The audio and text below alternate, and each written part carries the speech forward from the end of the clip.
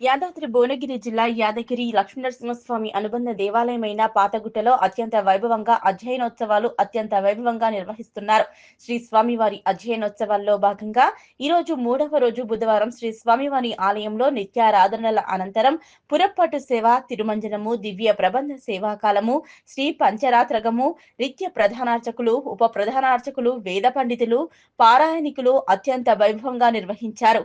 ఈ వేడుకలలో ఆలయ అనువంశిక ధర్మకర్త శ్రీ బి నరసింహమూర్తి, కార్యనిర్వహణ అధికారి ఏ భాస్కర్ రావు, ఉప కార్యనిర్వహణ అధికారి, సహాయ కార్యనిర్వహణ అధికారులు, పర్యవేక్షకులు, ఉద్యోగులు, సిబ్బంది, భక్తులు పాల్గొని స్వామివారిని దర్శించుకుని తీర్థ ప్రసాదాలు తీసుకున్నారు.